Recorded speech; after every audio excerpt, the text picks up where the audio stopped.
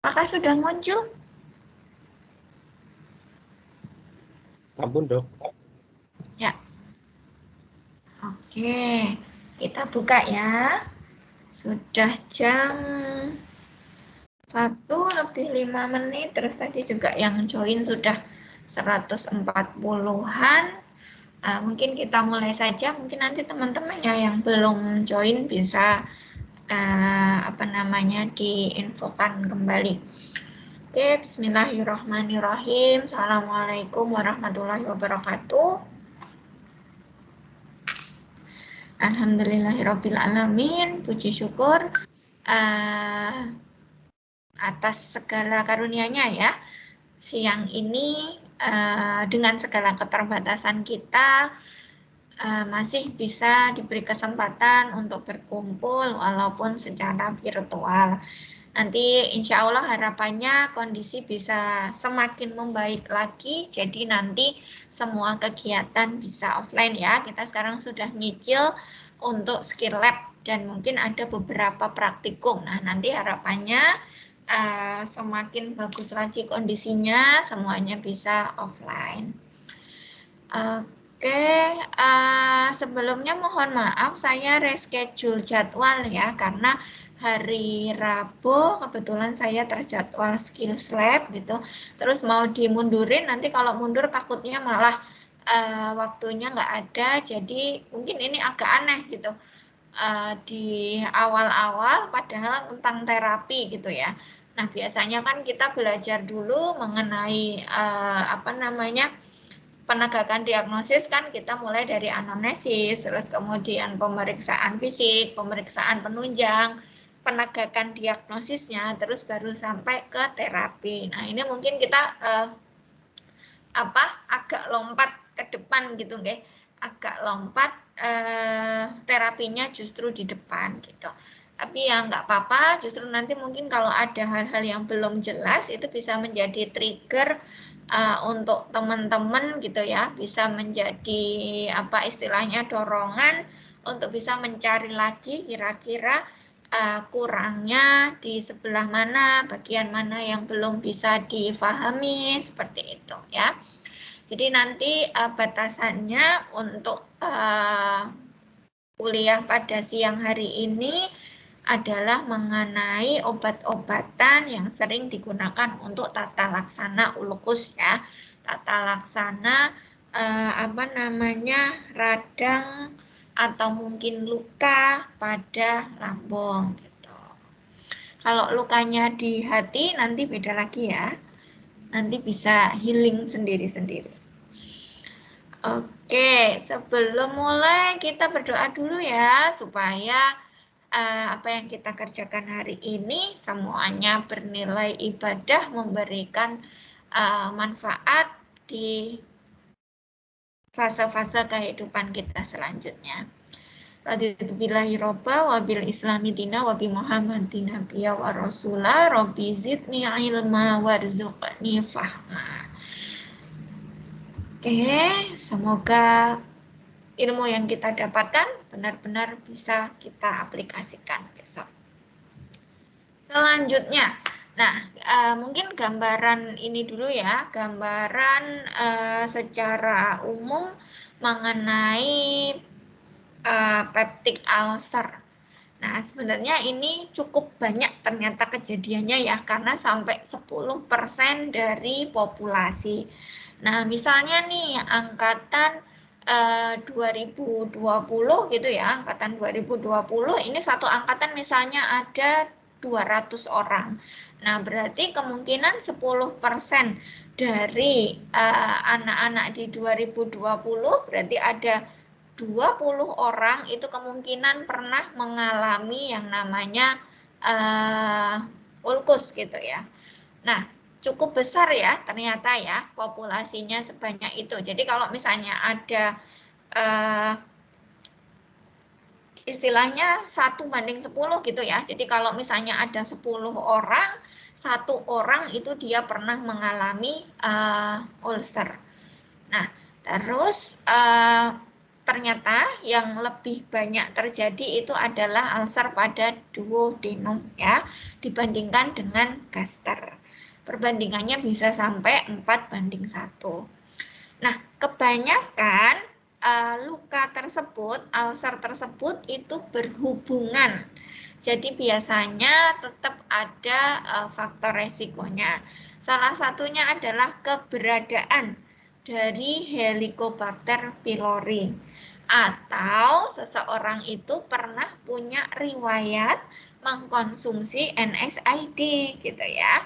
NSAID itu biasanya kita gunakan untuk mengurangi rasa nyeri. Nah, biasanya terutama kasusnya ini justru pada para lansia gitu ya. Karena lansia ini kan biasanya mulai ada keluhan nyeri sendi gitu ya, karena proses degeneratif dan sebagainya. Nah, biasanya untuk memberikan rasa nyaman, mengurangi rasa nyeri tersebut, biasanya menggunakan NSAID. Dokter biasanya akan meresepkan. Nah, kalau mungkin lama-kelamaan atau tidak terkontrol gitu ya, karena pengalaman selama ini kalau misalnya NSAID ini biasanya dia bisa dijual bebas. Jadi teman-teman ke apotek terus kemudian membeli salah satu analgetik gitu ya, NSAID tersebut biasanya tetap diberikan. Misalnya yang sering natrium diklofenak gitu ya, mungkin di blok berapa muskuloskeletal sudah pernah ya dibahas ya terkait NSAID tersebut. Natrium diklofenak, kemudian meloxicam, piroxicam, itu biasanya dia punya efek samping yang bisa berpengaruh terhadap sistem gastrointestinal. Nah, oleh karena itu, dengan adanya faktor resiko tersebut, biasanya bisa memunculkan kasus peptic ulcer. Nah, berikutnya, kekambuhan itu sering terjadi. Jadi, biasanya seseorang dengan peptic ulcer sudah mendapatkan terapi yang pas gitu ya, tapi dengan berjalannya waktu lagi, terpapar lagi oleh NSAID dan sebagainya, ternyata dia kambuh lagi. Nah, itu adalah gambaran secara umum mengenai peptic ulcer gitu ya. Nanti bisa kita cari lagi, bisa dibahas lagi kira-kira hal-hal apa saja yang berhubungan dengan kasus tersebut. Mungkin nanti dari ini ya, dari penyakit dalam, dari bagian penyakit dalam. Kemudian slide selanjutnya, nah sebenarnya kenapa sih kasus ini bisa terjadi? Nah, ini adalah satu, ini saling berhubungan ya biasanya. Satu, ada sekresi dari asam ya, asam lambung terutama. Nah, ternyata kalau misalnya permukaan lambungnya itu resistensi dari mukosa itu mungkin sudah kurang bagus gitu ya, dia bisa ditambah lukanya oleh si asam. Nah, terus apalagi kalau misalnya dia ada penggunaan NSAID, ditambah lagi faktor resikonya. Nah, terus kemudian di situ juga ada Helicobacter pylori. Nah, sebenarnya dia memang ini ya, kadang memang wajar berada di situ gitu. Tapi kalau misalnya pertumbuhan dan sebagainya memang dia banyak, nah itu biasanya dia akan bersifat patogen gitu ya. Nah, tujuannya apa? Memberikan terapi pada peptic ulcer. Yang pertama ini adalah mengurangi gejala. Nah, seperti kita tahu kalau misalnya nyeri pada lambung gitu ya, mungkin teman-teman yang sudah punya pengalaman terkait hal tersebut, sangat tidak nyaman sekali ya. Jadi rasanya itu perutnya perih sekali, terus kemudian kadang ada rasa penuh gitu di perut, terus setelah itu ada rasa mual gitu ya, kadang mungkin bisa disertai muntah. Nah, ini sangat mengganggu sekali gitu. Jadi kadang sampai orang tersebut mungkin tidak bisa melakukan aktivitas sehari-harinya. Nah, jadi sangat penting bagi kita untuk bisa memberikan tata laksana. Nah, biasanya kita melakukan tata laksana itu tujuannya ada dua ya. Satu, biasanya dia sifatnya yang kausatif, artinya menghilangkan atau mengeradikasi penyebab ya, karena kausa berarti penyebabnya harus dihilangkan. Yang berikutnya adalah terapi yang tujuannya untuk mengurangi gejala atau dia yang judulnya simptomatik. Jadi ada kausatif, ada simptomatik. Kausatif itu untuk menghilangkan penyebabnya, kemudian simptomatik itu untuk mengurangi gejalanya. Apakah setiap penyakit harus ada dua itu gitu? Belum tentu. Jadi dia kadang cukup dengan kausatif saja gitu ya. Kausatif saja sudah cukup, tidak perlu diberikan simptomatik. Atau kadang hanya simptomatik saja yang kita tidak perlu memberikan kausatif ya. Contohnya nih, misal seseorang dengan mabuk kendaraan gitu ya. Kausatifnya apa? Kausatifnya ternyata karena gelombang, sebuah getaran gitu, karena dia mabuk kendaraan ya, misalnya naik kapal. Nah, berarti kan kausatifnya kan jelas ya, stop naik kapalnya gitu. Nah, itu sebenarnya sudah menghilangkan gitu. Nah, berarti kan tidak ada obat kausatif untuk hal tersebut gitu. Tapi simptomatisnya ternyata dia bergejala, mabuk kendaraan itu kan terus jadi pusing, mual, pengen muntah gitu kan ya.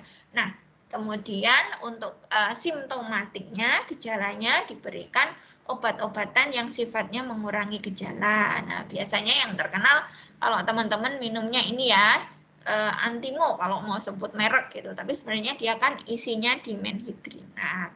Contohnya seperti itu. Itu adalah kasus yang mungkin kita hanya memberikan obat simptomatik saja. Tapi ada juga yang kita hanya memberikan kausatif saja.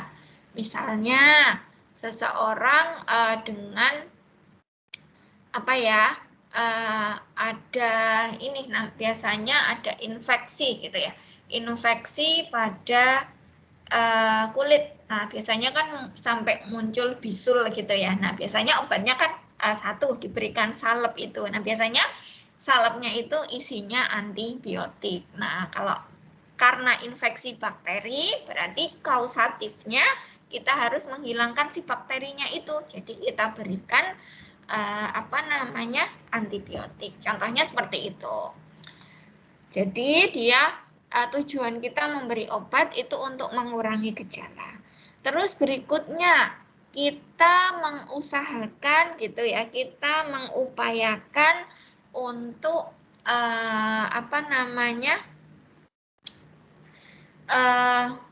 healing atau penyembuhan dari lambung tersebut, karena tadi dia luka ya, ternyata yang butuh healing juga nggak cuma kita, lambung yang terluka pun dia juga butuh healing gitu ya.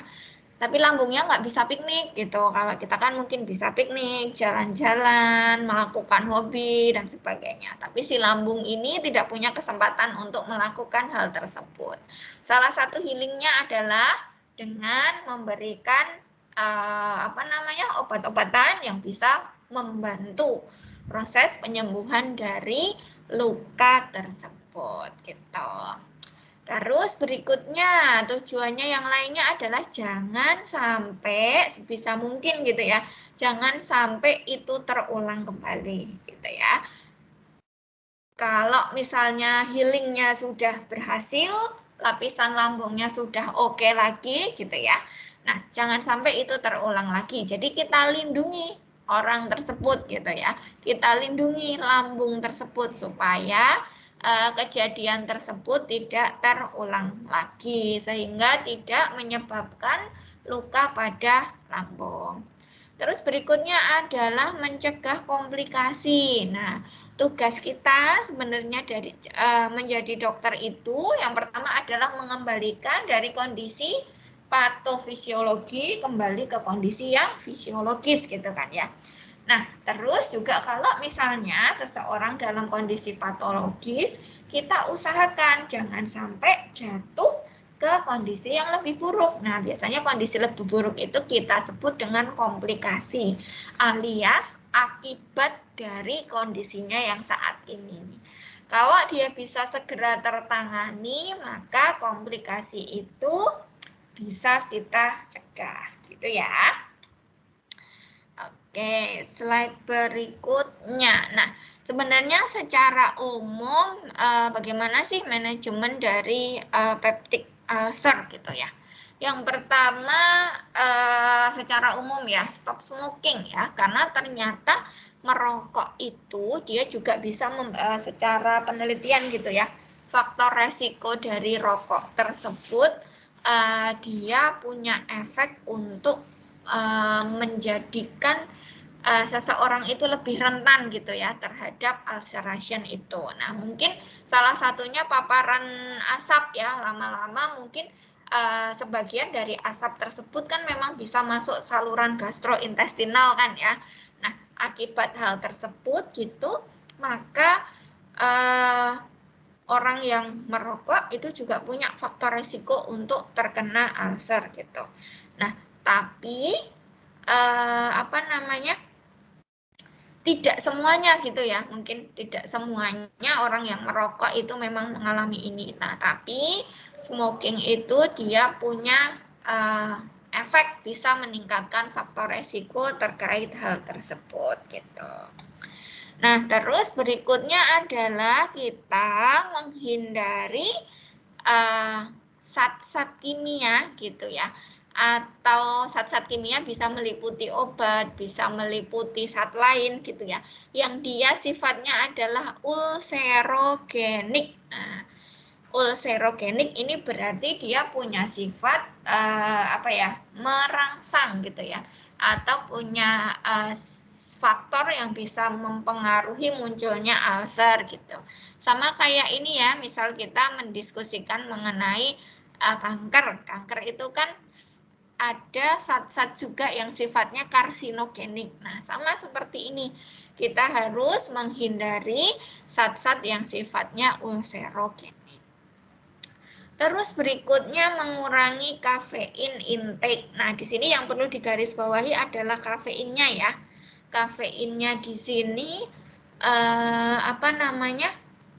kita nggak nyebut kopi gitu ya. Kita garis bawahi di sini adalah kafeinnya, karena kafeinnya yang punya efek terhadap munculnya ulcer gitu. Karena kadang kalau kopi tidak semua orang ya mengkonsumsi kopi itu justru malah menimbulkan ulcer gitu. Bagi beberapa orang justru kopinya tersebut itu justru malah bagus, sebenarnya dia ada antioksidannya. Nah, jadi yang perlu kita garis bawahi di sini justru kafeinnya. Terus berikutnya adalah terkait pengaturan makanan. Nah, asupan yang dimakan seharusnya memenuhi unsur kesehatan ya, terutama dari komposisi gizinya, terus kemudian penghitungan kalorinya gitu kan ya. Dan juga ada beberapa makanan yang mungkin dia juga bisa meningkatkan keluhan gitu ya. Kadang bagi beberapa orang mengkonsumsi sesuatu yang sifatnya pedas, jadi yang dia memang benar-benar ini ya ekstrim, benar-benar ekstrim. Jadi pedas banget, kecut banget gitu kan ya. Nah, ini juga bisa berpengaruh terhadap simptomnya atau gejalanya. Nah, jadi mulai sekarang, mungkin sekarang kalau mahasiswa semuanya sudah rajin-rajin ya, terutama kalau saya lihat mungkin terkait olahraganya. Salah satu efek pandemi ini banyak yang mulai terbuka untuk hidup sehat gitu. Nah, selain dari olahraga tersebut, ada juga terkait pengaturan makan. Nah, biasanya ini kalau mahasiswa yang agak ini ya, belum begitu aware mungkin dengan hal tersebut. Jangankan mahasiswa gitu ya, dosennya aja mungkin kadang masih males adanya apa ya udah dimakan gitu. Padahal kita sebenarnya sudah punya pedoman gitu ya. Kita sudah ada gizi seimbang gitu kan ya, dimana setengah proporsi dari piring yang kita makan gitu ya isinya adalah sayuran, seperempatnya adalah karbohidrat yang mungkin kita di sini pakainya nasi gitu ya, terus seperempatnya lagi adalah lauk gitu. Nah tapi kadang kebalik-balik, kalau sekarang justru setengahnya atau mungkin 3/4-nya itu adalah nasi gitu, nah baru yang lainnya tambahannya. Nah, ternyata bukan seperti itu. Justru asupan sayuran itu yang kita perlukan gitu ya. Itu cukup banyak supaya juga kebutuhan kalorinya itu tidak terlalu banyak. Gitu. Terus berikutnya. Oke. Nah, di sini adalah mekanisme obat gitu ya. Mekanisme bagaimana obat anti ulkus gitu dia bisa menyembuhkan gitu ya istilahnya. Kita di sini punya dua mekanisme. Satu, dia mengurangi keasaman gitu ya. Yang satu lagi adalah melindungi mukosa. Jadi jalannya ada dua ya, caranya ya, bagaimana menyembuhkan ya. Satu, asamnya dikurangi. Yang kedua, permukaannya yang tadi memang ada luka itu kita lindungi. Karena tadi memang mekanismenya adalah terkait keasaman lambung gitu ya. Terkait keasaman lambung, terus berikutnya tadi terkait mukosa yang dia diserang gitu kan. Yang dia kena asam sehingga dia semakin rusak gitu. Jadi jalan untuk tata laksananya, untuk pemberian terapinya kita ada dua cara. Satu, mengurangi keasamannya, yang satu lagi melindungi mukosanya gitu ya. Oke, nanti kita lihat satu-satu. Terkait melindungi asam ya. Melindungi asam, mengurangi keasaman ya. Mohon maaf salah. Mengurangi keasaman. Nah, jadi kadar asamnya itu kita kurangi. Nah, apa saja yang bisa kita gunakan untuk mengurangi asam tersebut gitu kan? Yang pertama, mungkin bisa diberikan antasida atau pemberian H2 blocker atau pemberian PPI ya, atau kepanjangannya adalah proton pump inhibitors atau muscarinic blockers. Nah, obat-obatan ini dia bekerja untuk mengurangi keasaman dari lambung ya. Nah, tapi ada juga obat-obatan lain gitu ya, yang dia mekanisme utamanya adalah mengurangi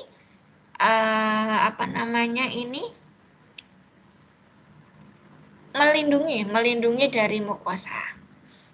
Yang pertama ini adalah misoprostol, walaupun ternyata dia juga punya jalan lain gitu. Jadi dia bisa dua arah, keduanya bisa. Dia bisa mengurangi keasaman, dia juga bisa mengurangi melindungi dari mukosa. Ya, karena dia juga bisa bekerja dengan cara mengurangi keasaman. Terus berikutnya adalah bismut ya. Dia ternyata juga ada cara lain. Nah, dia juga kadang bisa bersifat toksik terhadap Helicobacter pylori. Terus kemudian ada juga sucralfat, ada juga carbenoxolon. Nah, tapi ini memang jarang digunakan, tetapi ada yang pakai gitu ya. Kita bisa menggunakan hal tersebut. Nah, kita coba lihat satu persatu ya terkait obat-obatan tersebut. Nah, yang pertama antasida.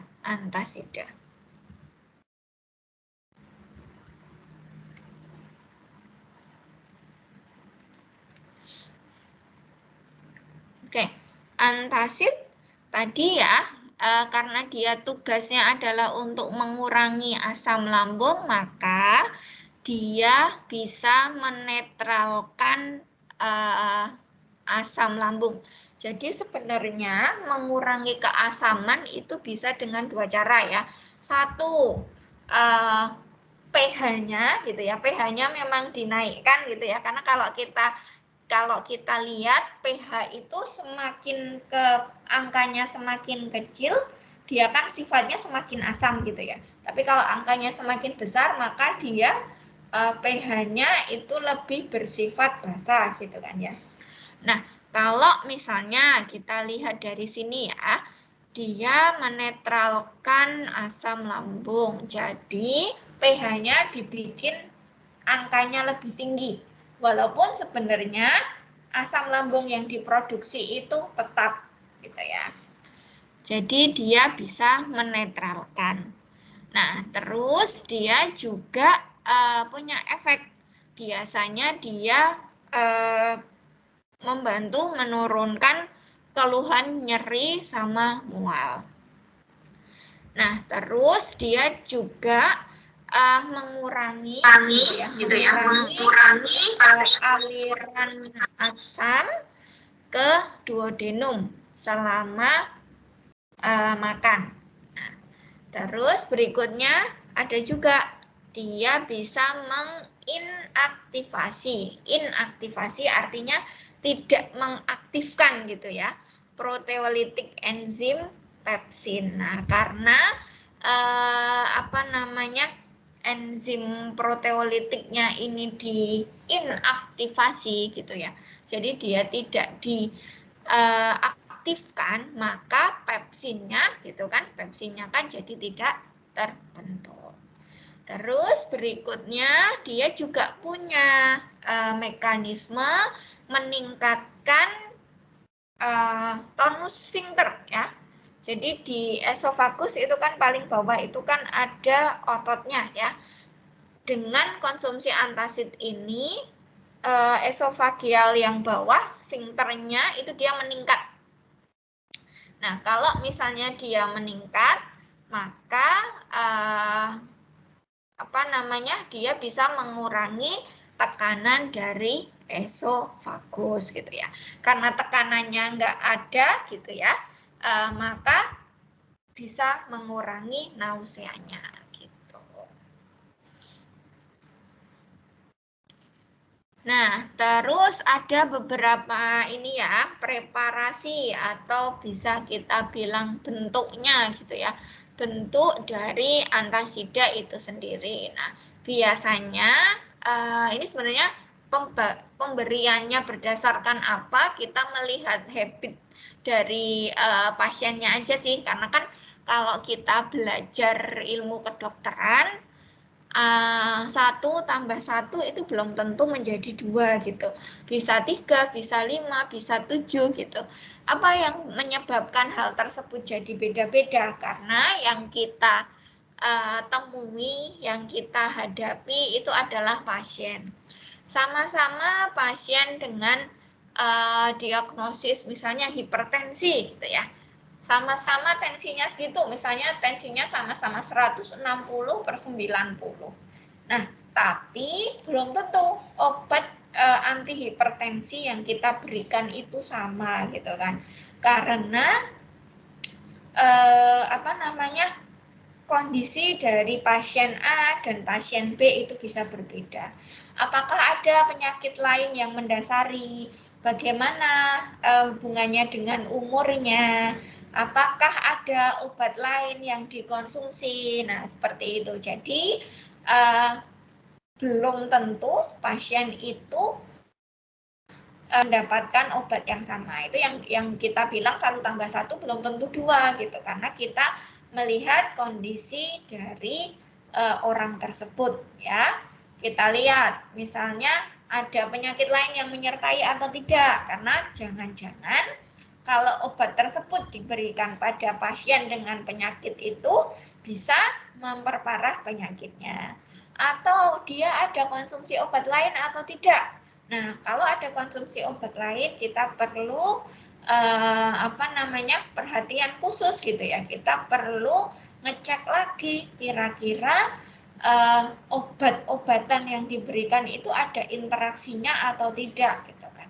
Atau mungkin terkait kondisi khusus loh. Kalau pasiennya sedang hamil, sedang menyusui. Nah, itu juga ada aturan tersendiri. Tidak semua obat bisa dikonsumsi oleh ibu hamil.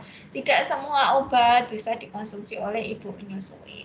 Atau kondisinya pada lansia. Nah, pada lansia kita juga perlu belajar lagi obat tersebut cocok atau tidak, berapa kali pemberiannya, dan sebagainya. Nah, jadi kita kembalikan ke preferensi pasiennya ya.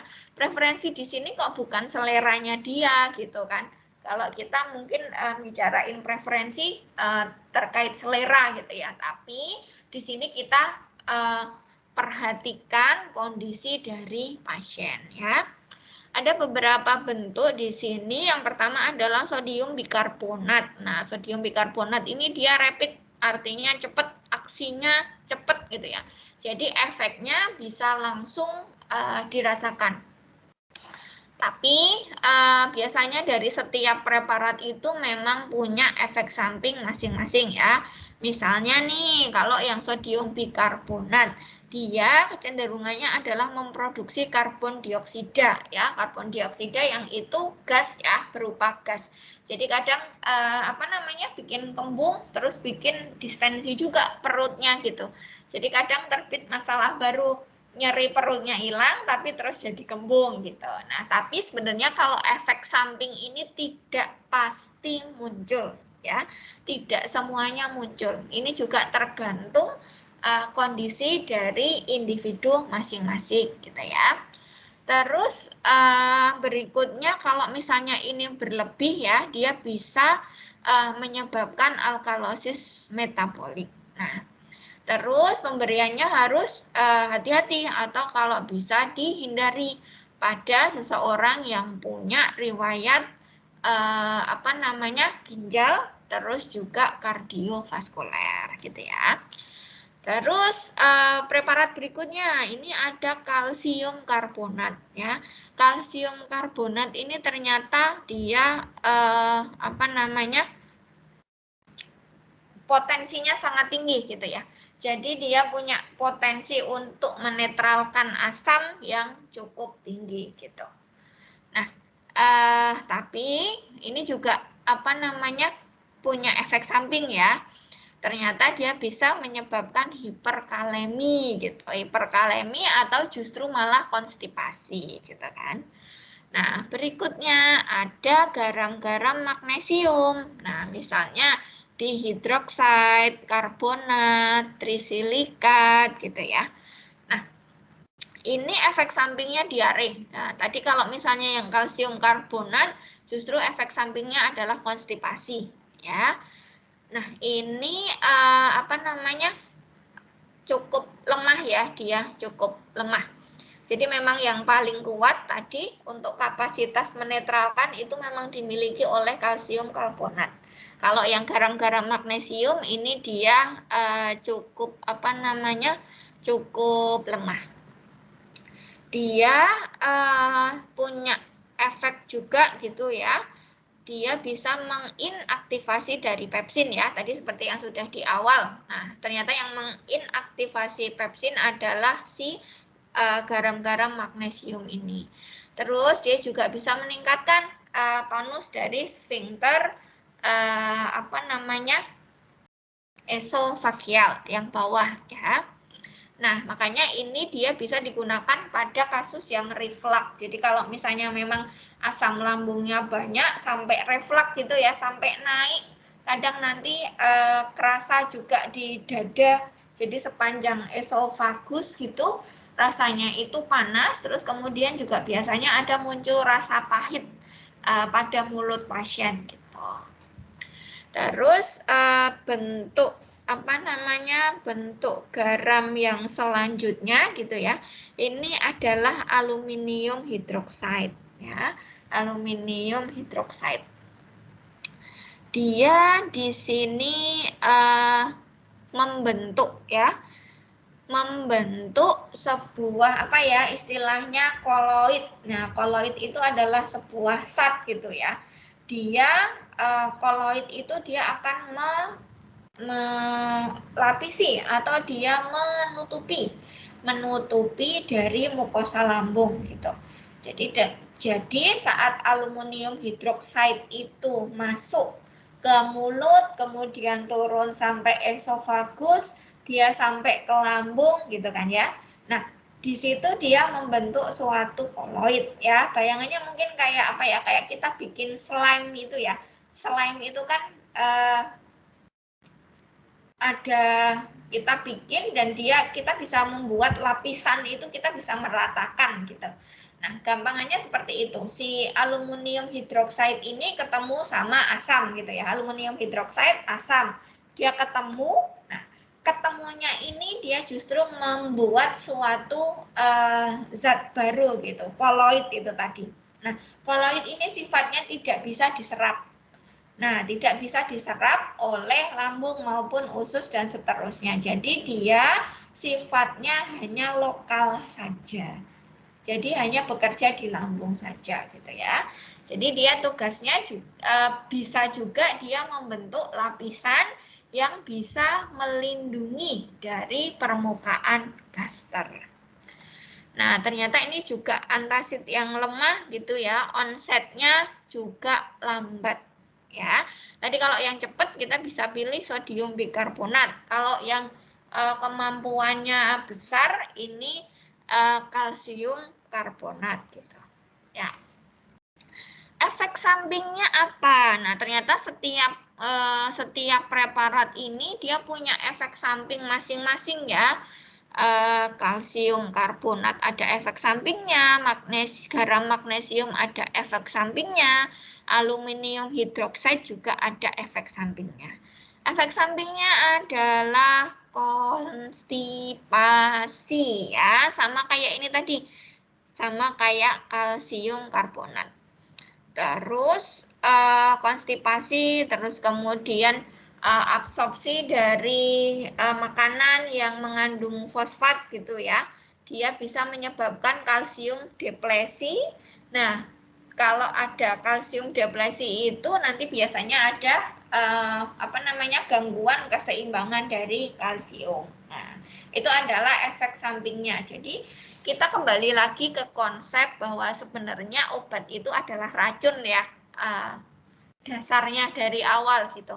Karena kalau dia tidak digunakan secara tepat, maka justru itu malah menimbulkan efek toksik gitu. Nah, jadi penggunaannya memang harus tepat. Nah, ini tadi kapan kita gunakan, kita lihat preferensinya dari setiap pasien. Antara pasien satu dengan pasien yang lainnya tentu saja kondisinya bisa berbeda. Oke, slide berikutnya. Bagaimana cara penggunaannya? Antasid ini dia diminum ya, biasanya 1 jam sebelum atau justru setelah makan. Nah, kenapa kita memang memaksimalkan kontak time-nya ya, kontak ketemunya antara asam lambung, terus kemudian juga supaya dia bisa melapisi dari makanan, dari dinding lambung. Jadi dia memang tidak dibarengkan gitu ya, tidak dibarengkan dengan makan. Jadi bisa sebelum atau justru sesudahnya. Kenapa? Supaya dia bisa maksimal kerjanya. Kalau sebelum, nanti saat ada makanan itu sudah terlapisi dengan baik gitu ya untuk lambungnya. Nah, terus kalau misalnya yang setelah, ya berarti kan lambungnya sudah kosong lagi. Jadi kita maksimalkan fungsi atau kerja dari obat tersebut. Terus sifatnya yang lainnya ya dari antasid tersebut adalah kebanyakan penggunaan antasid itu dalam ilmu kedokteran gitu, dia biasanya tidak bisa diabsorb atau tidak bisa diserap ya. Jadi dia sifatnya hanya lokal dari saluran gastrointestinal, terutama tadi mungkin di lambung atau mungkin di duodenum ya. Nah, karena dia tidak diserap, maka tidak muncul farmakokinetik secara sistemik. Nah, padahal kita tahu sendiri ya, biasanya kalau terkait obat-obatan kita mendiskusikan mengenai absorpsi, distribusi, terus kemudian metabolisme, ekskresi. Nah, itu adalah kinetik dari obat-obatan gitu. Nah, tapi karena dia tidak diserap, dia sifatnya hanya lokal, hanya ada di saluran pencernaan, maka dia tidak punya efek sistemik gitu ya. Nah, terus antasid ini dia secara cepat gitu ya, bisa diurai kembali gitu ya, saat dia bersentuhan lagi dengan asam hidroklorik pada lambung, sehingga dia bisa membentuk karbon dioksida dan air. Jadi tadi saat dia ketemu awal gitu ya, asam lambung, terus kemudian melapisi, dia membentuk koloid ya, atau dia juga sifatnya menetralkan asam lambung gitu ya. Nah, setelah dia bekerja ketemu dengan asam hidroklorik, maka dia akan terurai kembali. Satu, menjadi karbon dioksida dan menjadi air. Nah, makanya tadi mungkin kalau misalnya efek sampingnya itu banyak sekali gas karbon dioksida yang dibentuk gitu kan ya. Makanya mungkin terus jadi agak kembung, terus mungkin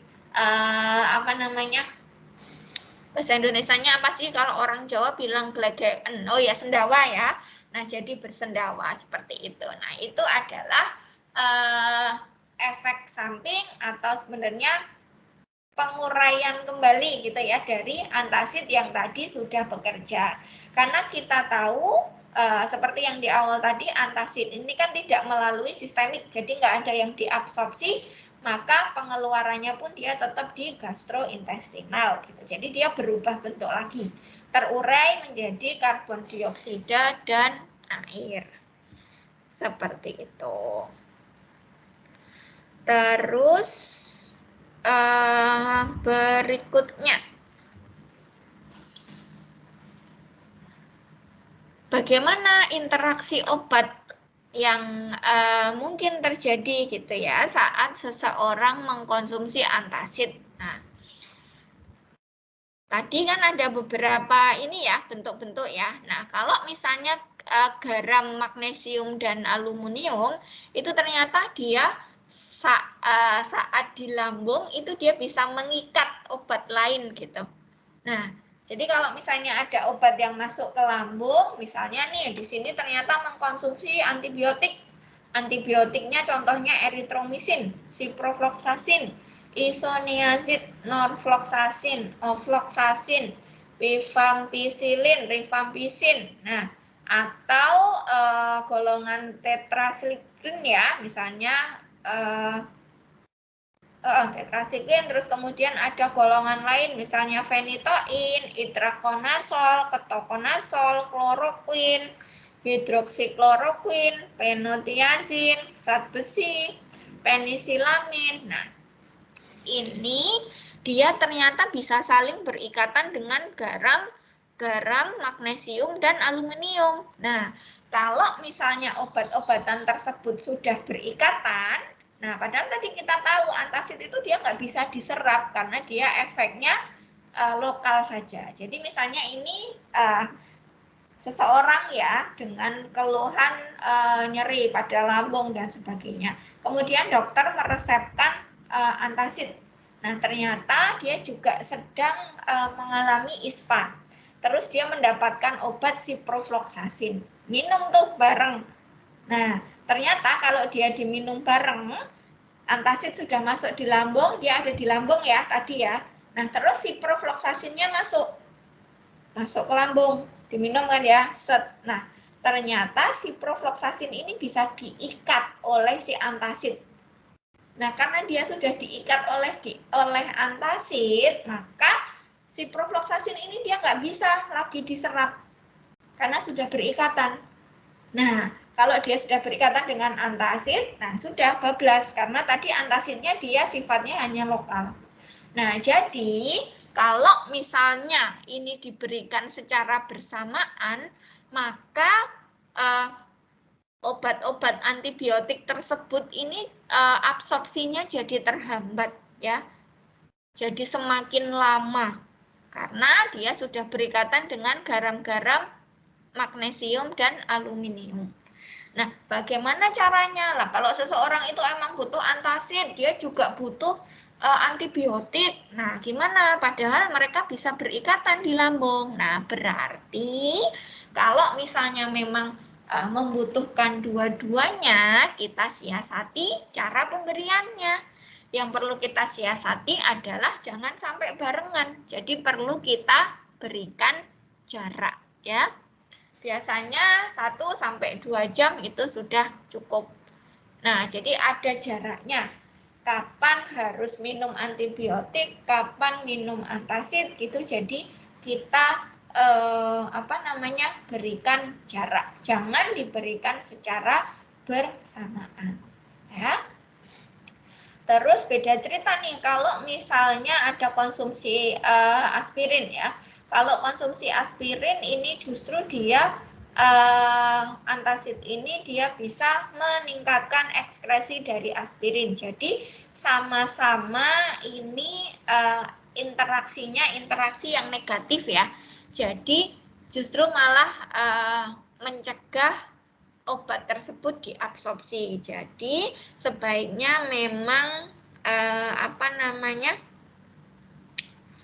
dihindari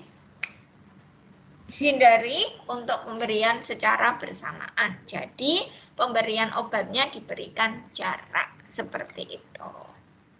Berikutnya dosisnya biasanya dia ini ya secara oral karena tadi sistemik sifatnya lokal, tidak sistemik, jadi hanya lokal di saluran pencernaan. Artinya bentuk sediaannya hanya secara oral, ya. Oral itu dia boleh ada yang bentuknya sirup, terus ada yang bentuknya dia tablet yang dikunyah, gitu ya. Pemberian terapinya biasanya sampai 2 minggu. Nah, biasanya 2 minggu itu sudah memberikan efek yang bagus pada lapisan mukosa lambung gitu. Tapi tidak menutup kemungkinan juga mungkin bisa lebih dari itu atau justru kurang gitu ya. Karena yang namanya kondisi seperti itu faktor-faktor yang berpengaruh cukup banyak. Slide berikutnya, tadi sudah belajar mengenai antasida ya, di mana dia mengurangi keasaman dengan cara menetralkan ya. Dia berikatan dengan asam lambung sehingga kondisi asam yang ada di situ berusaha dinetralkan oleh si antasida. Nah, ini beda cerita ya, ini beda cerita. Tadi berusaha menetralkan. Kalau si H2 reseptor antagonis ini dia mengurangi keasaman dengan cara mengeblok ya. Jadi dibikin sekresi asam lambungnya itu tidak ada. Kita lihat satu persatu, ini adalah H2 reseptor antagonis ya. Antagonis ini artinya sesuatu hal yang berlawanan. Sesuatu hal yang sifatnya memblok gitu. Jadi diblok. Nah, sebenarnya apa sih H2 reseptor itu? Nah, H2 reseptor itu ternyata tugas tugasnya adalah menstimulasi sekresi dari asam lambung. Nah, jadi kalau misalnya reseptornya itu dia bekerja, maka dia akan menyebabkan sekresi asam lambung. Karena tugasnya dari reseptor H2 ini, dia adalah menstimulasi pengeluaran asam lambung. Nah, kalau kita memberikan obat-obatnya yang antagonisnya, yang berlawanan gitu ya, yang dia sifatnya memblok. Nah, maka H2 reseptor ini dapat lawannya, ya kan? Lawannya, antagonisnya. Maka H2 reseptor ini tidak bisa menstimulasi sekresi asam lambung. Nah, kalau misalnya sekresi asam lambungnya tidak terjadi, maka kondisi lambung itu kan tidak begitu asam gitu ya, karena asamnya nggak dikeluarin gitu. Asamnya nggak dikeluarin karena tadi kita memberikan antagonis atau lawan dari sesuatu yang menstimulasi asam lambung pengeluarannya gitu ya. Oke, sebenarnya untuk reseptor H2 ini dia ada banyak ya lokasinya. Ada di jantung, terus kemudian ada di pembuluh darah, ada di uterus, dan mungkin penelitian selanjutnya ditemukan juga di otak gitu. Nah, jadi sebenarnya reseptor H2 ini lokasinya ada di banyak tempat. Nah, tapi kita biasanya dia ini ya selektif. Jadi dia hanya memblok reseptor H2 yang hubungannya dengan pengeluaran asam lambung. Nah, jadi biasanya kita pakainya dua ya. Ini dulu sempat rame ya, sempat mau ditarik lagi gitu dari peredaran karena disinyalir dia bisa menjadi faktor resiko munculnya kanker gitu. Tapi sekarang bisa digunakan lagi.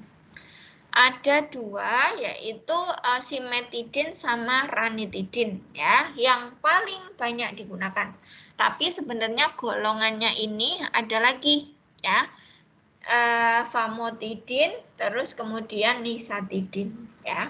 Itu juga termasuk golongan dari H2 reseptor antagonis atau bisa kita sebut juga dengan H2 blocker karena dia tugasnya adalah memblok ya.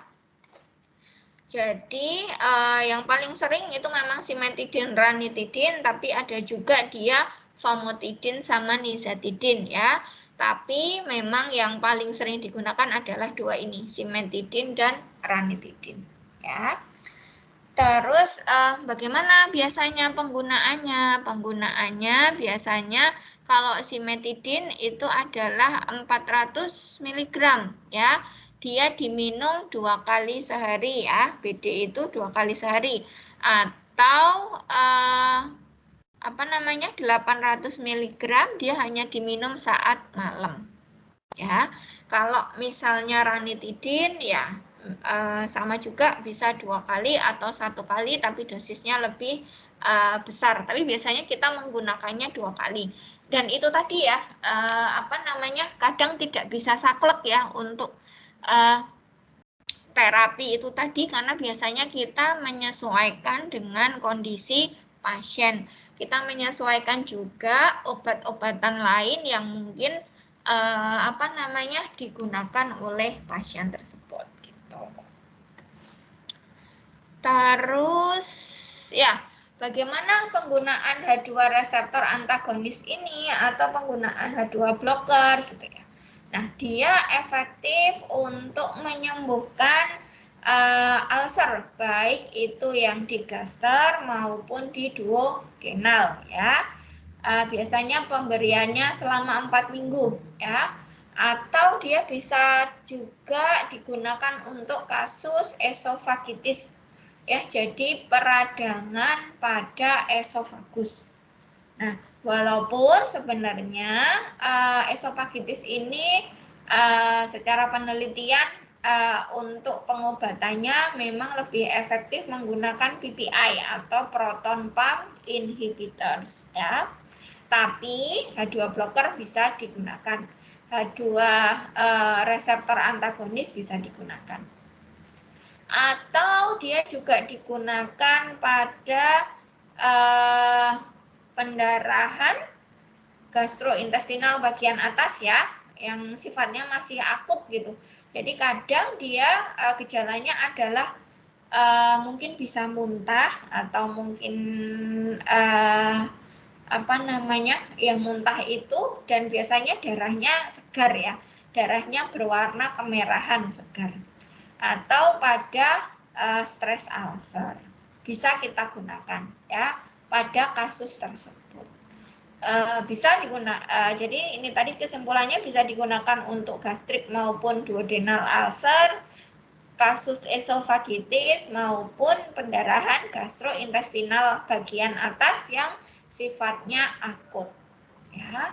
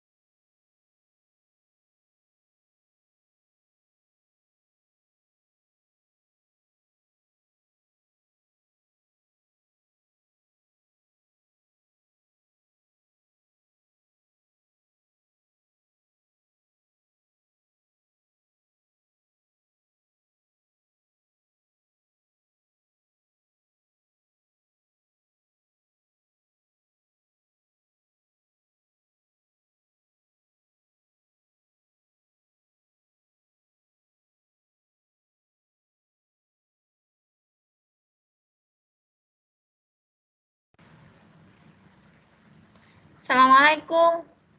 Maaf, tadi saya terlempar ya? Iya, Dok. Sampai mana tadi? Tadi sampai yang penggunaan H2 reseptor itu, Dok.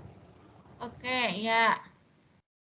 Terima kasih sudah berarti mungkin nggak begitu kelihatan ya tadi. Berarti saya nggak usah slideshow yang full ya, biar masih kelihatan. Terakhir ini kah? Atau yang di slide 14, Dok. Oh, yang ini ya. Oke, ya. Terima kasih. Oke, tadi terakhir ini, jadi dia punya ini ya, penggunaannya ini reseptor antagonis dari H2 atau H2 blocker ini dia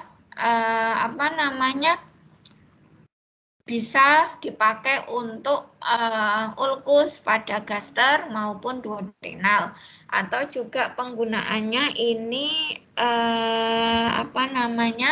esofagitis. Terus kemudian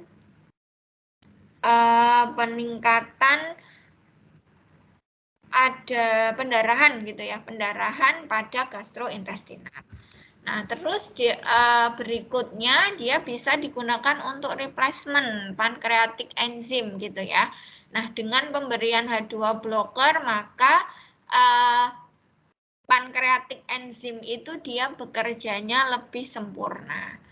Nah, terus di anestesi dia bisa digunakan untuk mencegah aspirasi. Nah, jadi ceritanya kalau misalnya seseorang dengan kondisi teranestesi gitu ya, jadi dia dibius, biasanya kan tonus-tonus sphincter itu kan dia loss semuanya ya gitu ya. Dia loss semuanya, terus aliran dari lambung itu dia bisa balik. Nah, artinya dari lambung dia bisa naik ke esofagus, terus kemudian sampai rongga mulut. Nah, kalau sampai rongga mulut itu takutnya bisa aspirasi, karena di rongga mulut itu kan sebenarnya ada dua ya salurannya. Satu bisa ke gastrointestinal, satunya bisa ke respirasi. Nah, jadi takutnya itu bisa teraspirasi gitu. Jadi malah masuk ke saluran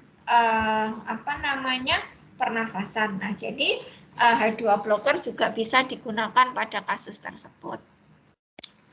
Terus berikutnya ini adalah simetidin ya. Simetidin ini dia pemberiannya secara oral ya, dan diabsorpsi. Nah, terus karena secara oral maka dia masuk ke sistem hepatik metabolisme ya. Jadi metabolismenya dia sistem hepatik. Nah, terus selain pemberiannya oral, dia juga bisa diberikan secara intramuskular atau IM atau intravena. Jadi bisa oral, bisa diminum, bisa disuntik. Suntiknya pun bisa dua jenis.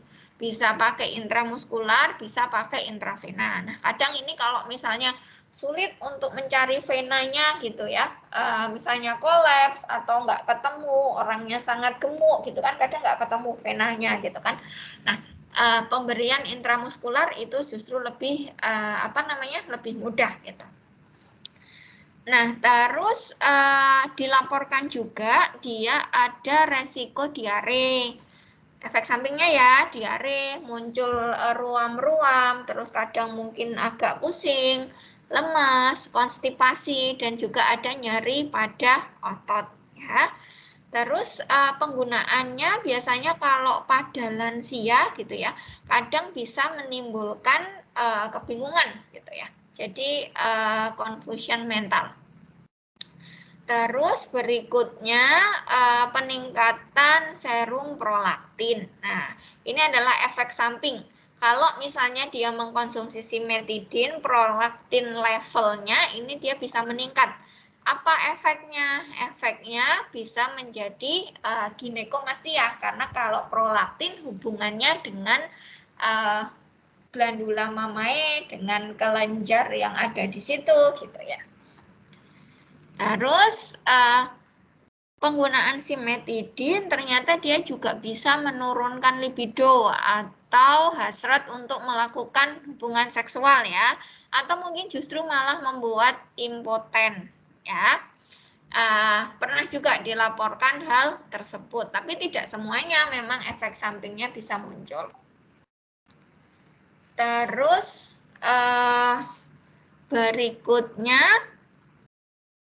simetidin, pemberian simetidin, nah tadi bisa menyebabkan ginekomastia ya, atau pembesaran pada payudara. Kalau misalnya pada perempuan, it's okay ya.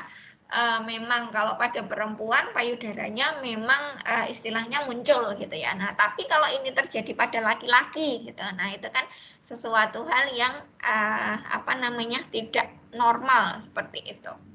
Jadi salah satu efek sampingnya kalau dia pemberiannya dalam jangka waktu lama bisa menyebabkan ginekomastia. Nah, terus juga pemberian yang secara injeksi gitu ya. Kadang bisa juga menyebabkan bradikardi atau mungkin takikardi. Jadi ada perubahan dari jumlah denyut nadi. Nah, terus juga bisa bikin asistol, hipotension gitu ya. Walaupun mungkin kasusnya sangat jarang ya, tapi pernah terjadi. Terus juga bisa urtikari, tadi kan muncul ruam-ruam juga ya. Nah, ternyata urtikari juga bisa muncul di situ gitu. Terus berikutnya interaksinya apa? Nah, kalau kita membicarakan mengenai interaksi obat, maka pentingnya di sini adalah jangan sampai interaksi itu sifatnya negatif. Kalau interaksi sifatnya negatif, maka tujuan dari terapi itu sulit untuk didapat ya. Contohnya di sini, kalau kita intinya obat-obat yang hubungannya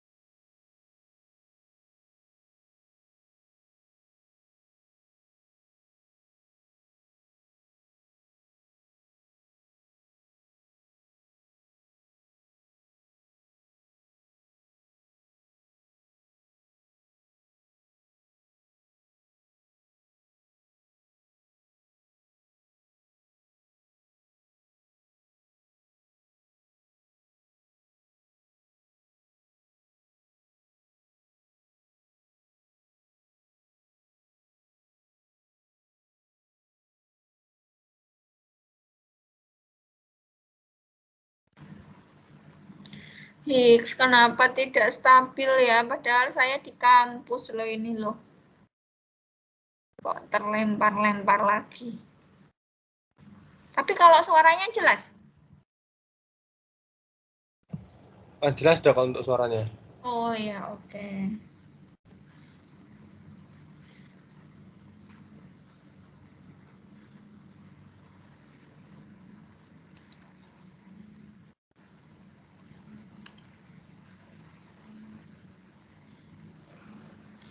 Ya, dilanjutkan ya. Ini adalah interaksi obat di mana di sini adalah obat-obat yang memerlukan pH rendah justru. Nah, tapi kalau kita memberikan obat-obat yang sifatnya menaikkan pH, maka obat-obat ini dia keefektifannya jadi berkurang gitu kan ya. Nah, jadi dihindari dulu. Dengan cara kalau memang butuh dua-duanya ya berarti kita harus mengatur waktu pemberiannya.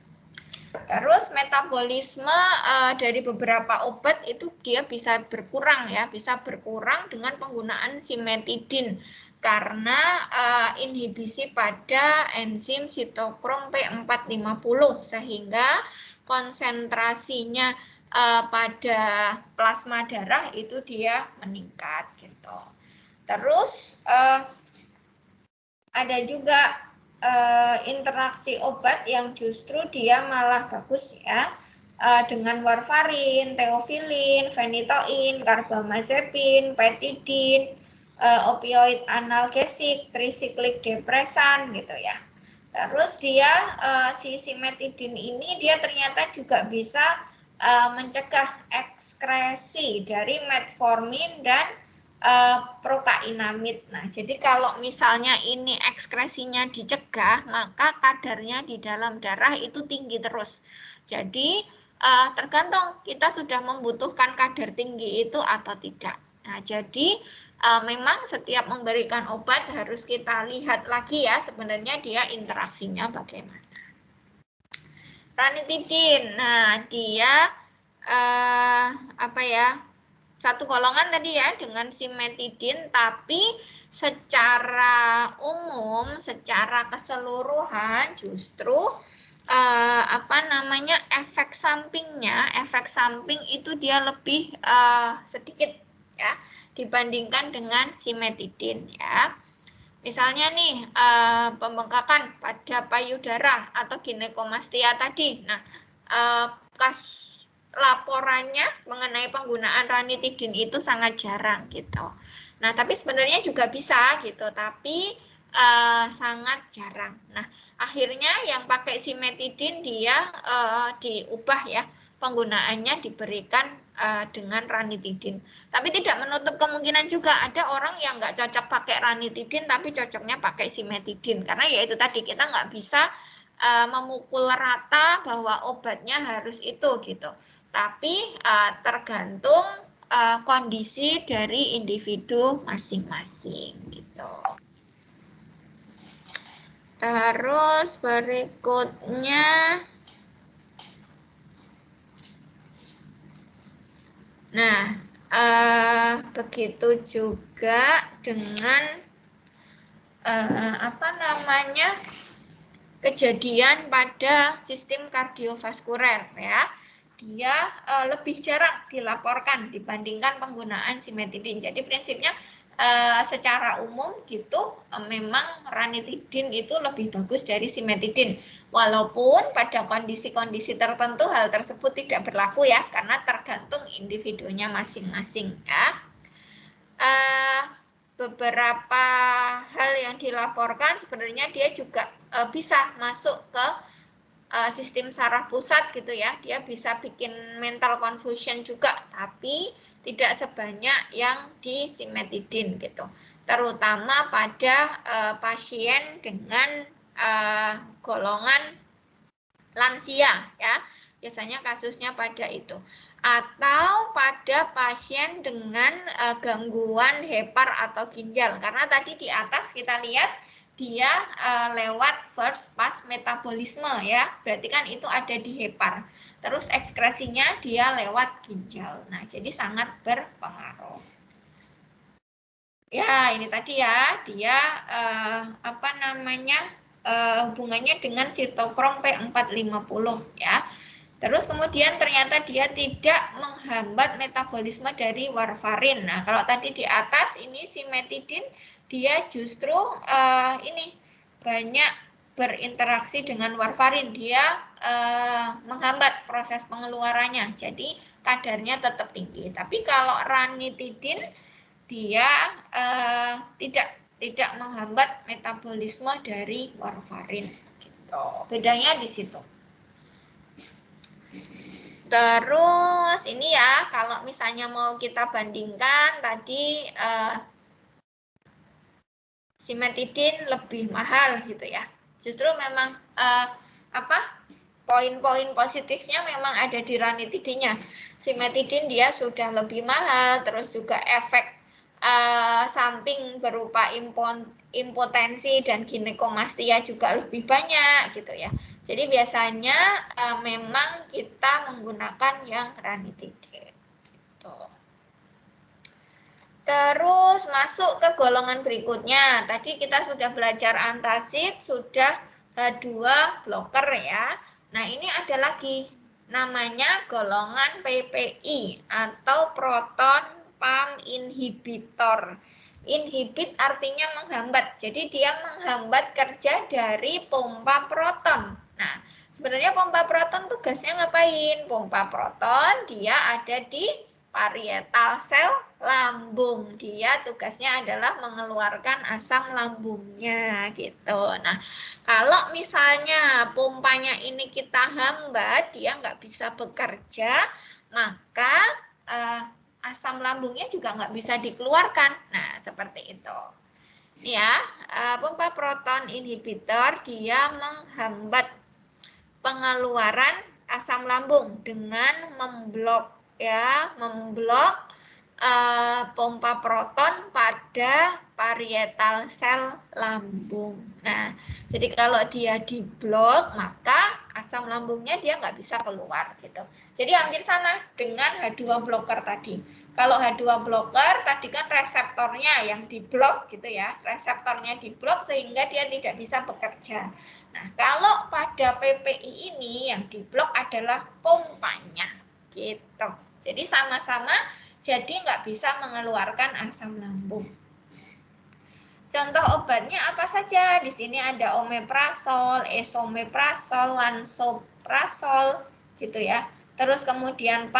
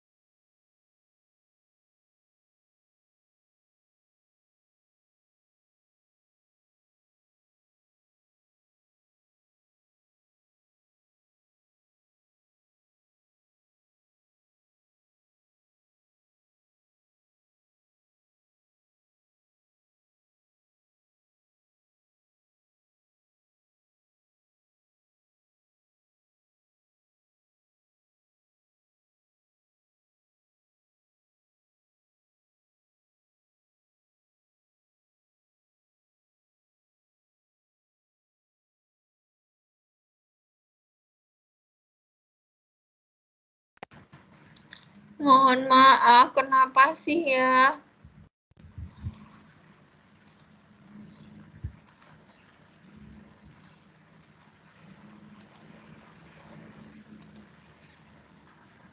Sudah muncul lagi ya? Iya, sampun, Dok. Oke, mohon maaf, nggak tahu kenapa nih. Padahal ya udah di kampus ya, atau sinyalnya di kampus yang nggak stabil ya. Oke, nah tadi sudah ya, jadi mekanismenya ada di situ. Mungkin ini lebih dipercepat lagi ya, takutnya nanti ini lagi. PPI ya, tadi tugasnya seperti itu, dia menghambat pompanya. Nah, apa aja? Nah, ini adalah contoh-contoh brandnya ya. Ada dexlansoprazol, terus esomeprazol. Nah, contoh brandnya ini ada yang di dalam kurung ini. Omeprazol, pantoprazol, rabeprazol. Nah, ini sediaannya beda-beda ya. Ada yang 30, 60, 20, 40. Jadi memang beda-beda. Nah, kategori pregnancy ini memang ada kategori-kategori yang dia aman digunakan oleh ibu hamil ya. Biasanya kalau A atau B kita masih bisa pakai. Terus ini tadi terkait metabolismenya, enzim-enzim apa yang dia berpengaruh ini ada. Nah, ini adalah time to peak, artinya kapan dia mencapai waktu puncaknya. Nah, kalau misalnya yang ini kan 2-5 jam, biasanya dia pemberiannya juga lebih sedikit. Tapi kalau yang cepat, memang kita pilih untuk yang kondisi-kondisi butuh respon cepat. Nah, nanti mungkin bisa dilihat lagi ya untuk penggunaannya. Nah, terus karena tadi ada ini ya, dipengaruhi oleh Helicobacter pylori, maka kita kadang perlu melakukan eradikasi ya, jadi menghilangkan si Helicobacter pylori tersebut. Biasanya regimennya yang dipakai adalah lansoprazol 30 mg diminum 2 kali sehari, terus kemudian amoxicillin 1 gram 2 kali sehari. Terus kemudian clarithromycin 500 mg 2 kali sehari juga diminum selama 1 minggu. Nah, terus kalau misalnya dia alergi terhadap golongan penisilin ya, karena yang amoxicillin ini kan sebenarnya dia turunan dari penisilin. Nah, maka pemberiannya dia diganti dengan metronidazol 400 mg. Nah, ini kalau memang terbukti memang ada Helicobacter pylori tersebut. Bagaimana membuktikannya? Biasanya ada tesnya, ada pemeriksaan penunjang. Nah, besok teman-teman bisa pelajari hal tersebut. Terus indikatornya, tadi kan kita sudah belajar ya, antacid dipakai untuk apa, H2 blocker dipakai untuk apa. Nah, ini adalah penggunaan PPI. Proton pump inhibitor ya, atau penghambat pompa proton. Dia bisa digunakan juga untuk duodenal dan gastric ulcer, kemudian juga erosi akibat NSAID, terus juga dia kombinasi untuk mengeradikasi Helicobacter pylori, terus bisa juga digunakan untuk Zollinger-Ellison syndrome, ini suatu kelainan ya. Terus penggunaan di anestesi juga bisa, terus GERD juga bisa ya, terus esofagitis juga bisa. Jadi sebenarnya memang pilihan terapinya banyak, tapi mana yang kita pilih tentu saja kadang cocok-cocokan ya, artinya tidak semuanya cocok di pasien A belum tentu bisa kita aplikasikan di pasien B, misalnya seperti itu. Terus ada lagi obat-obatan yang lainnya. Tadi sudah antacid, H2 blocker, PPI. Nah, ini ada prostaglandin analog ya. Jadi analog dari prostaglandin. Dia analog itu artinya punya kemiripan bentuk, kemiripan substansi gitu ya.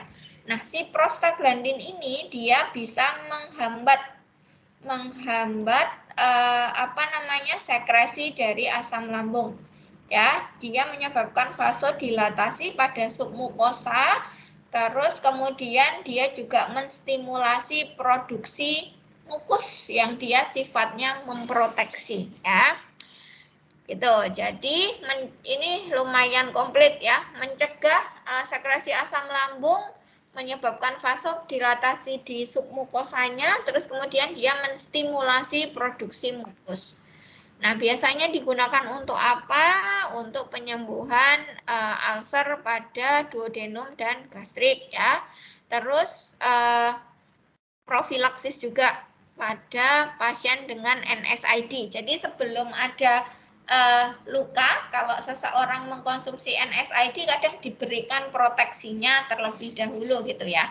Biar nanti kalau mengkonsumsi NSAID sudah ada pelindungnya, jadi lambungnya tetap aman. Nah, efek sampingnya apa? Dia bisa menyebabkan diare, terus nyeri perut. Nah, terus yang paling utama adalah dia sebenarnya bisa menyebabkan vaginal bleeding. Kenapa? Karena dia ternyata juga bisa menimbulkan kontraksi dari uterus. Nah, jadi obat ini kontraindikasi ya, atau tidak boleh kita berikan pada seseorang yang sedang hamil. Nah, biasanya kalau teman-teman sering ini ya, sering mendengar berita atau mungkin penyalahgunaan klinik aborsi dan sebagainya, biasanya yang dipakai ini adalah misoprostol. Ya, jadi dia diambil efek sampingnya. Efek samping yang dia bisa menyebabkan kontraksi uterus. Karena uterusnya kontraksi maka bisa menyebabkan abortus, bisa menyebabkan aborsi dari kehamilannya. Nah, jadi biasanya misal melihat ya di lampu merah telat datang bulan, hubungi 08 sekian sekian sekian gitu kan, atau belum menstruasi hubungi 08 sekian sekian. Nah, ini biasanya yang dipakai adalah misoprostol ini gitu. Nah, tapi jangan jangan disalahgunakan ya.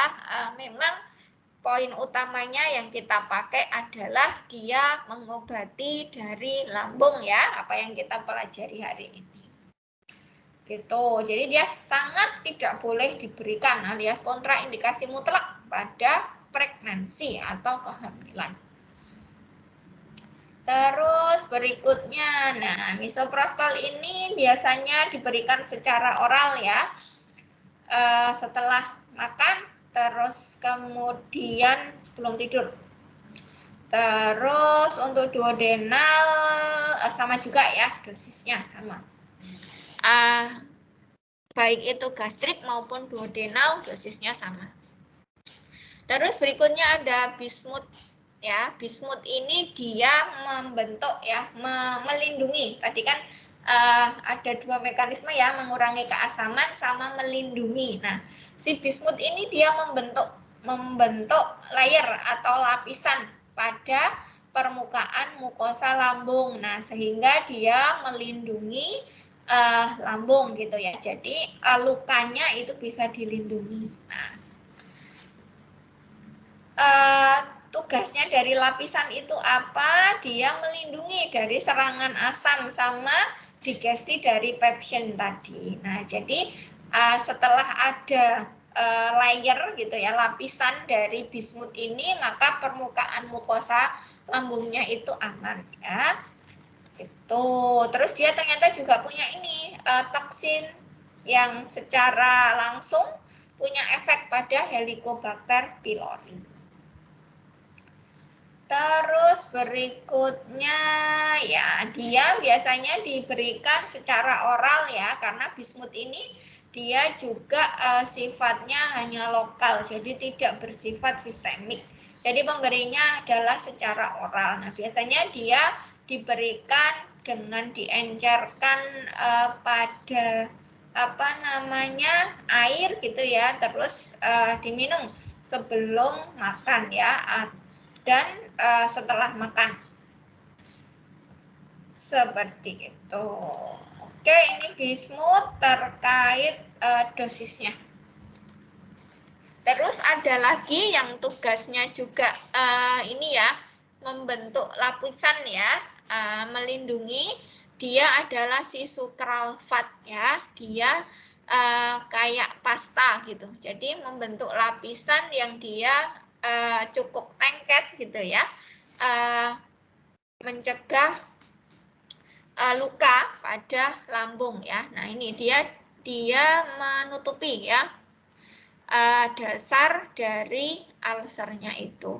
Jadi kalau misalnya diberikan itu, maka lambungnya dia bisa terlindungi. Nah, jadi tadi mekanismenya satu mengurangi keasaman, yang satu lagi adalah dengan membentuk perlindungan pada permukaan lambung. Nah, prinsipnya untuk obat-obat yang berhubungan dengan ulkus lambung adalah seperti itu. Nanti teman-teman tinggal menyesuaikan saja mana yang lebih cocok digunakan pada pasien tersebut. Nah, terus sukralfat ini biasanya 1 gram ya, bisa diberikan sampai 4 kali gitu ya dalam sehari selama 6 minggu gitu.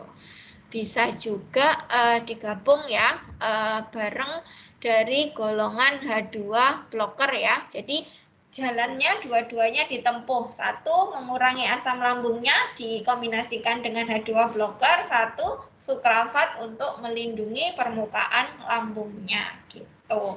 Nah, efek sampingnya biasanya ada konstipasi gitu. Konstipasi atau ini ya, akumulasi dari zat-zat itu gitu sehingga menyebabkan gagal ginjal. Tapi ya biasanya jarang sih kalau obat-obat seperti ini, biasanya efek samping yang sering muncul itu justru juga sama alias lokasinya sama gitu ya di gastrointestinal. Jadi biasanya konstipasi, diare, atau mungkin kembung, banyak sendawa misalnya seperti itu. Nah, itu adalah contoh-contoh efek samping dari obat tersebut. Oke, mungkin itu ada yang mau didiskusikan. Izin bertanya, Dok. Gimana? Izin bertanya, Dok. Ya, silahkan. Indikasi untuk pemberian obat. Tadi kan obat anti ulkus kan tadi dibagi menjadi 2 kelompok besar, gitu, Dok. Secara fungsinya ya. Untuk indikasi kapan pemberian untuk obat yang mengurangi konsentrasi asam dan kapan untuk pemberian obat yang perlindungan mukosa lambung itu kapan, Dok? Bagaimana menurut saya? Ya, biasanya kita lihat dari tingkat keparahannya ya. Biasanya kalau misalnya baru pertama gitu kan ya. Baru pertama dia ada keluhan seperti itu, biasanya kita pilih yang sifatnya lokal dulu. Jadi kadang pemberiannya bisa kita mulai dari antasida dulu. Nah, tapi kalau misalnya itu sudah sering berulang gitu, terus mungkin pasiennya sudah melakukan beberapa pemeriksaan penunjang, kan bisa ya dari pemeriksaan penunjang itu mungkin terkait Helicobacter pylori itu kan ada tes urea. Nah, nanti bisa teman-teman bisa pelajari itu. Atau justru orangnya itu sudah melakukan pemeriksaan endoskopi. Nah, endoskopi itu kan masuk kamera ya, jadi semacam kabel gitu ya, masuk ke mulut, terus ke esofagus. Nah, dari situ dia merekam, kita bisa melihat di layar ya, sebenarnya kondisi lambungnya itu seperti apa. Nah, kalau memang itu sifatnya sudah kronis, semakin berulang, nah biasanya kita memberikan lebih dari 1 golongan. Jadi bisa diberikan secara bersamaan. Pada kasus yang memang sudah sangat kronis, lama, keluhannya belum membaik, kadang kita combine. Jadi ada PPI, ada H2 blocker, terus untuk melindungi permukaan pun kita berikan gitu. Jadi bisa kita tentukan dengan keluhan dari pasien, tingkat keparahan. Tingkat keparahan ini bisa kita lihat dari subjektif dan objektif ya. Subjektifnya tentu saja dari keluhan pasien, objektifnya adalah hal-hal yang kita temukan saat melakukan pemeriksaan. Seperti itu.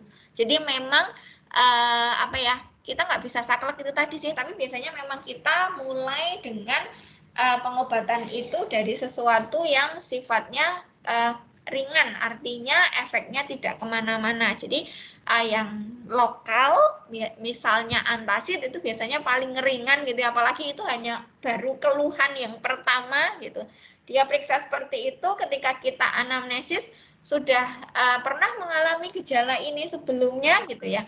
Misalnya belum pernah gitu, oke kita mulai dulu dari situ. Tapi kalau ternyata di rekam medis kita sudah sering melihat ya, loh udah beberapa kali dapat ini, sudah pernah dapat ini, kok masih muncul keluhan seperti itu, nah mungkin kita perlu kombinasi. Dan yang perlu juga digarisbawahi di sini, tata laksana tidak hanya bentuknya yang farmako. Nah, justru non farmako itu yang perlu kita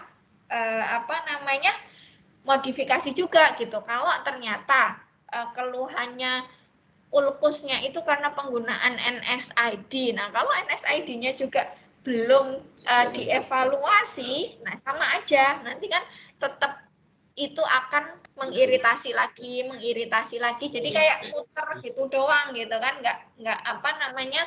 nggak berhenti kasusnya. Jadi kita harus melihat secara keseluruhan ya kondisi dari pasien tersebut. faktor resikonya juga kita hilangkan, kita stop, kita juga memodifikasi dari penggunaan obat-obatannya. Mungkin seperti itu. Nyender, kakinya agak-agak diituin, habis itu agak dibungkukin juga. Oh, iya. Ada lagi?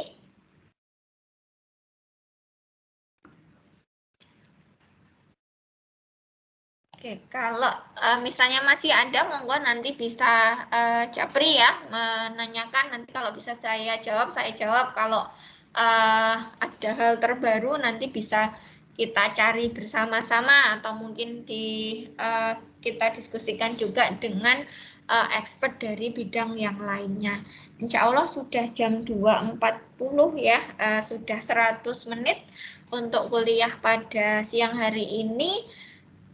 Mungkin itu saja nggih yang bisa saya sampaikan, atau masih ya? Kalau masih silahkan, tapi kalau misalnya sudah cukup bisa kita cukupkan.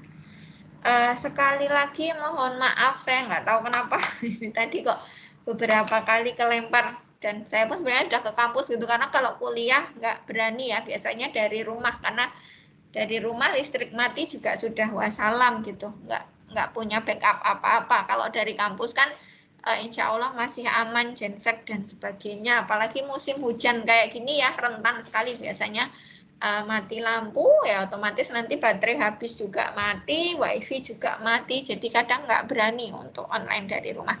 Tapi juga nggak tahu kenapa kok terlempar-lempar terus siang hari ini. Mungkin itu saja nggih. Mohon maaf apabila ada kekurangan dalam penyampaian kuliah pada siang hari ini. Semoga apa yang kita kerjakan memberikan manfaat untuk kita semuanya. Mari kita tutup dengan membaca hamdalah dan doa penutup majelis. Alhamdulillahirabbil alamin. Subhanakallahumma wa bihamdika asyhadu an la ilaha illa anta astaghfiruka wa atubu ilaik. Kita cukupkan sekian untuk kuliah pada siang hari ini. Assalamualaikum warahmatullahi wabarakatuh. Waalaikumsalam warahmatullahi wabarakatuh. Terima kasih, Dok. Oke, sami-sami. Mohon maaf tadi sempat